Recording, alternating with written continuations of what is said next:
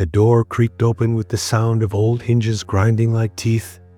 A priest stepped inside, then a surgeon, then silence. Room was dark, except for a single candle flickering on a heavy wooden table. Its light trembled over the face of a boy. Not yet 10, his eyes wide open, his skin pale and slick with sweat, his body twitching, twisting, as if trying to escape itself. Queen watched from the corner, frozen. She had seen this before, the sudden fits, the way his limbs locked and contorted, the way his spine seemed to bend in directions no human should. They said it was the devil. They said the boy had been touched by witchcraft, that no royal blood could produce something so misshapen, so unnatural, but he was her son, and his name was Charles II of Spain, the last of a cursed dynasty, but on this night, he was just a child convulsing under candlelight, and no one in the room could stop it outside the castle. The streets of Madrid were quieter than usual. Even the wind seemed afraid to howl. People whispered of omens, of bloodlines polluted by too much royal blood, generations of intermarriage, of cousins marrying cousins, of uncles marrying nieces, all to keep power, all to protect a name. And now that name, Habsburg, was collapsing in on itself. The doctors gathered around the boy. They examined his tongue. Too large, his jaw swollen and protruding so far forward, he could barely close his mouth. His head oversized, his body small, fragile, bent. Yet he was the king. He had become king at just 4 years old. But that crown, it weighed heavier than iron. Boy could not walk until he was nearly 8. He could not speak clearly until almost adolescence. His tutors gave up one after another, each whispering the same word behind closed doors, incapable, but no one dared say it aloud, because to admit that the king was not fit was to admit that Spain itself, the empire, the legacy, was dying. The royal court turned to superstition. They hired exorcists. They buried charms. Under his bed, they made him drink mixtures of wine and crushed beetles, anything to cure what science could not explain. But Charles did not get better. He got worse. His face grew more deformed, his legs weaker, his mind slower, and still. They dressed him in gold robes and placed him on thrones. Portraits were painted, but the artists were instructed to lie, to soften the jaw, to strengthen the eyes, to hide the curse in brushstrokes embossed. From France and England visited the court and returned with horror. One described the king as a being more like a statue than a man. Another said he looked like a wax figure melting in the sun, and yet around him swirled the deadliest politics in Europe. The court was a battlefield, a place where enemies smiled with knives behind their backs, where priests whispered prayers while planning assassinations, where every glance was a chess move. Charles trusted no one. He had been taught from childhood that even shadows could lie. He had been raised in rooms lined with velvet, and fear. His mother, Queen Mariana, ruled in his place for many years. She believed she was protecting him, but in truth, she was guarding the throne from the world, and from him, behind her veil of devotion, was terror. Terror that her son would die young, terror that he would live long, because the longer he lived, the more the world would see. By the time he was a teenager, he could barely chew solid food. His speech was slurred beyond recognition. His legs dragged behind him like broken branches. Yet the Habsburg advisors insisted he take a wife. First came a French princess, young, beautiful, terrified. She arrived in Spain in a gilded carriage, washed in perfumes and hope, but within weeks she knew something was wrong. Charles was gentle but distant. He would sit for hours staring at the same spot on the wall. He did not understand court ceremonies. He did not respond to touch. She tried to love him, or at least to serve him, but the nights were cold and silent and empty. After months without a child, the whispers returned. Was the king even capable of producing an heir? Had the Habsburg bloodline finally rotted from within? The queen wept alone, while the courtiers sharpened their teeth. So said she tried to poison him. Others said she tried to flee the country. But history forgets what she truly felt, only that she died young, miserable, erased from the records like a mistake. Charles was alone again, surrounded by ghosts, walked the palace halls like a phantom. His body, now so weak he needed servants to help him dress, to lift him from chairs, to feed him. And yet he was still called Majesty. He still signed decrees, though they were written for him, still issued orders, though no one followed. Spain was crumbling bankrupt, bleeding from endless wars, while its king sat in silence, staring at the walls. And still, the church claimed he was chosen by God, but some at court whispered another word, Bewitched. They believed someone had cursed him, that witches had cast a spell on the royal seed. They searched for signs, for hidden dolls, for markings in the dust beneath his bed. They brought in an inquisitor. He questioned the palace maids, the cooks, the seamstresses. Some were arrested, some were tortured, but no curse was ever found, only rot, only decay. Charles began to believe it himself. He looked in the mirror and saw not a king, but a monster. He began to beg the priests to exorcise him, to purge the devil from his flesh. He fasted for days.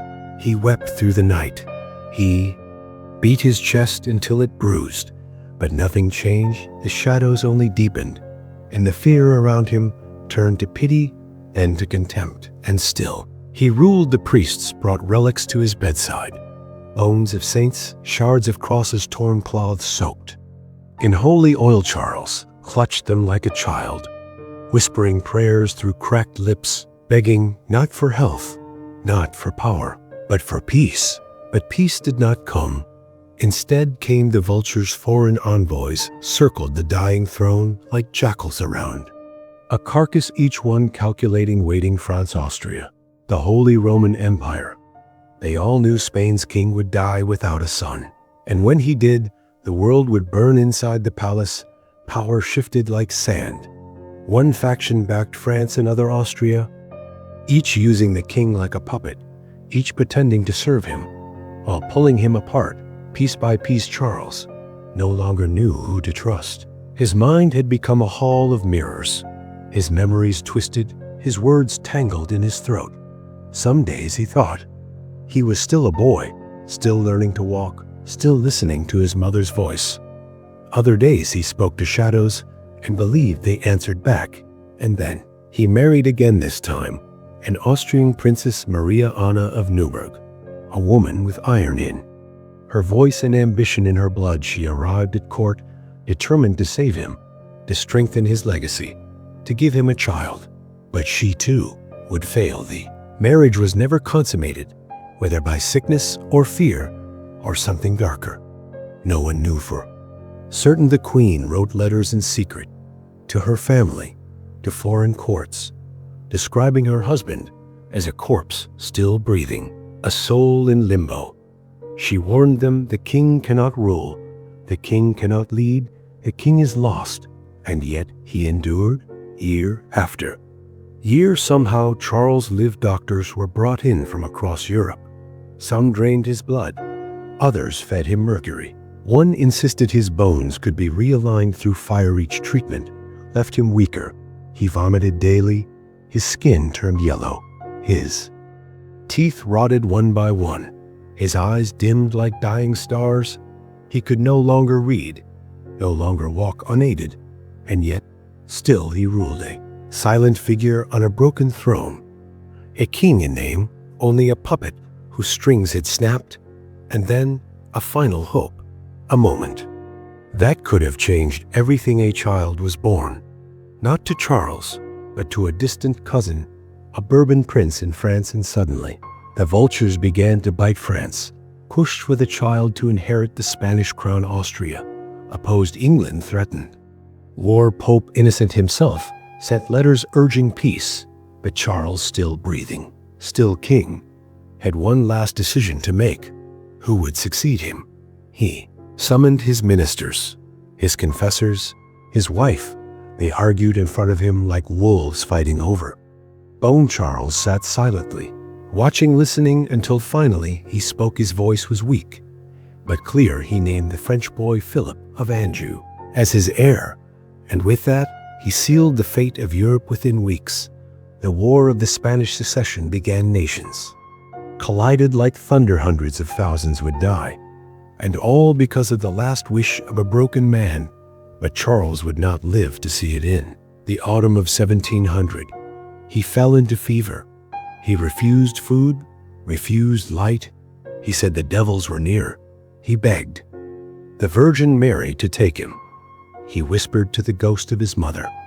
He clutched his sheets until his fingers bled, and on November 1st, he died alone, childless, without glory.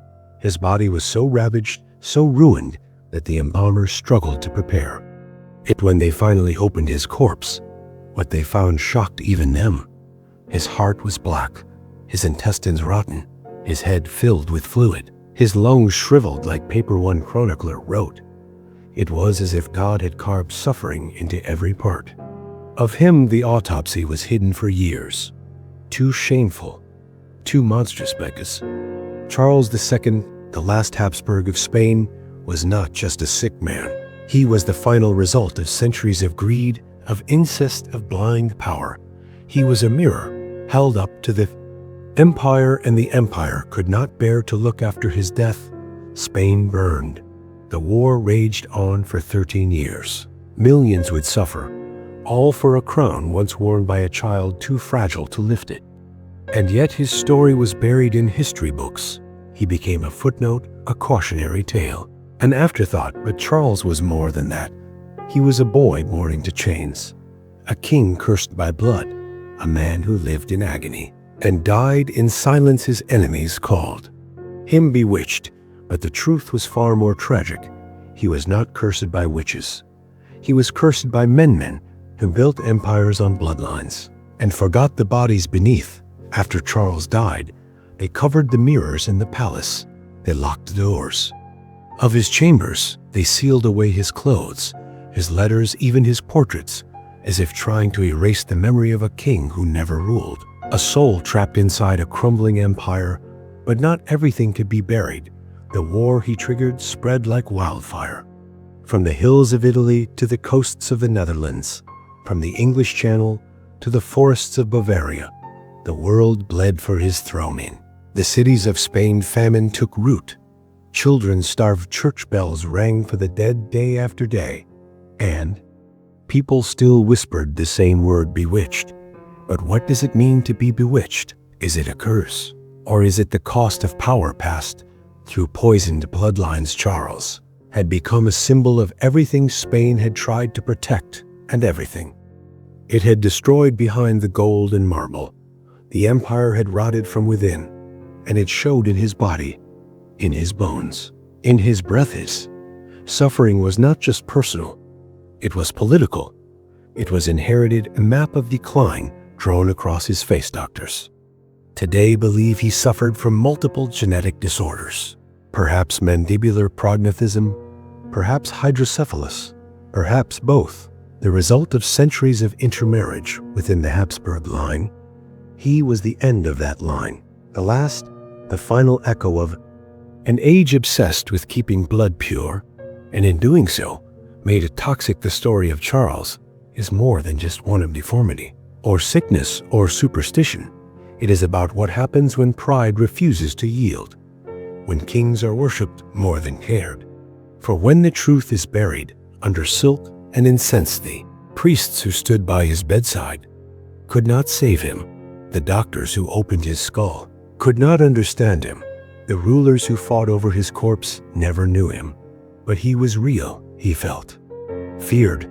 He longed to be more than what his body would allow.